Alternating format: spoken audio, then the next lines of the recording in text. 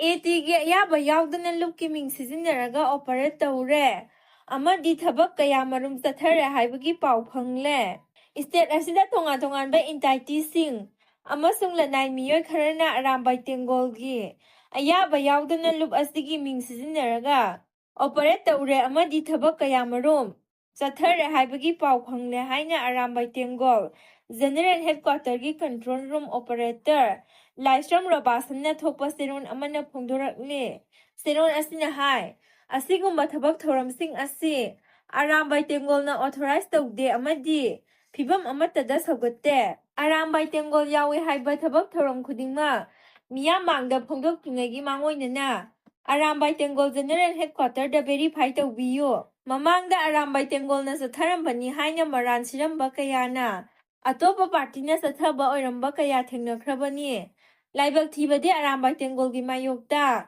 yumphom yaudaba maran kaya siduna pauthoklambe lup khara di asumba information pirabasu makhoina asumba wafam sengdoktana leiba asini panba yabadi Arambai Tengol gi manungda kanagumbana pamdaba thodoksinda senaramba yaurabadi miyoi singdu police ta sinari Arambai Tengol gi internal policy da disciplinary measures ngakna satli adubu tongan ba maikaidagi Arambai Tengol da yumphom yaudaba maral kaya sijinbagi sang hinggalakli haibasi Arambai Tengol na mayek sengna khangi pumnama asing ngasi phawba khangduna leiraklabasu makha tana Arambai Tengol gi minglana sijinaba amadi lup asigi reputation sokadaba thabak tawraklabadi khudakta action lawkhalagani amadi unauthorized oiba thabak tawbada senaba lanai miyoi natraga lupki mathakta su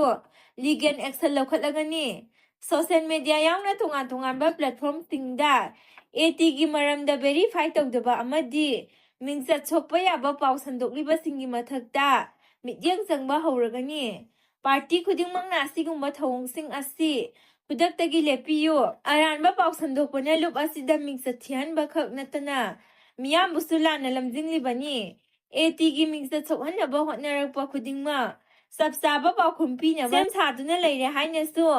Seron asina makata na phongdorakle Jiribam modbung maitai khulda kuki khulai pai basingna nongmai kapsinduna landarakpadagi handuna mai thabada yum taret mak takre nupi ama laikidre Jiribam district ke modbung maitai khulda kuki militant singna nongmai ama dibong kapsinduna landarakhiba asi taret lak sukre ngarang numidang pung mapalom taba matamdasu Taran palak subang anya kuki militant singna modbung maitai khulda yarol popi marvelous romdagi nongmai amasung bong kapsinduna akan bamawangda landarakra hairi pause asina thodok thokhamdagi phangba pawgi matung inadi kuki militant singna modbung maitai khulda nongmai kapsinduna landasilakpa asida khunja sing samji khainaduna lanjenakhi loinana mafam aduda leiriba khulngakpa singna handuna nakal animakta nongmai kapnakhi Sayrak aduda kuki militant sing aduna modbungda leiba maitai gi yum khara mai thanaba hotnarakhi adubu khudakta khulngakpa singna nongmai katuna tankhaikhibadagi yum sing mai thaba ngamkhida hairi pa osina hai masigi matungda kuki militant singna amuk hanna nongmai kapsinduna landas lakpadagi khulngakpa singna handuna nongmai kapadagi kuki militant sing stand khi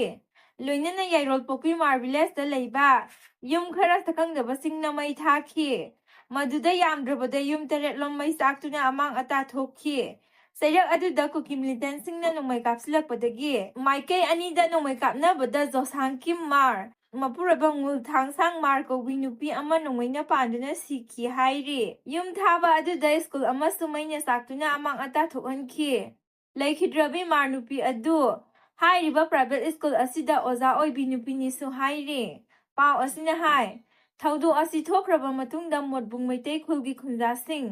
saphagadaba mafamda lanjena duna laiki asok apan amata yaukhide thaudo asi thokraba matung asi ayo Jiribam district police ki district SP na lusingba police team ama thodok thokphamda sangsinduna akan bamawangda ngaksanbagi thabak lawkhatkre Makata na nakal animakta khuthokna balaikidre adubu ngasi numidang kari tholagadagi haiba tamba ngamdabana maram oiraga khunja sing leitana lenadra hairi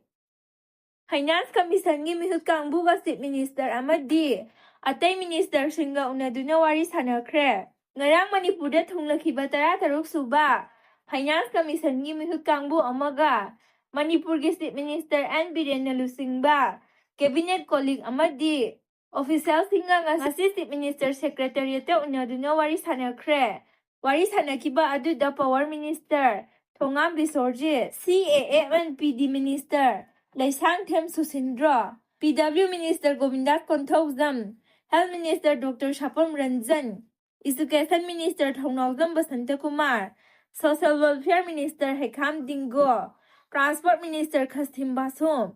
Chief Secretary Binit Joshi, DGP Rajib Singha Yauna Manipur Lengaki Mokok Thongba, Official Singna Saruk Yaki, Tarataruk Suba Finance Commission gi Maikaidagi Commission Asigi Chairman, Dr. Arvind Panagariana Lutingduna Mahakiloina B. Amit Panagaria, Secretary S.S. Ribik Pande, members in the A.N. Jaha, Anne George Matthew,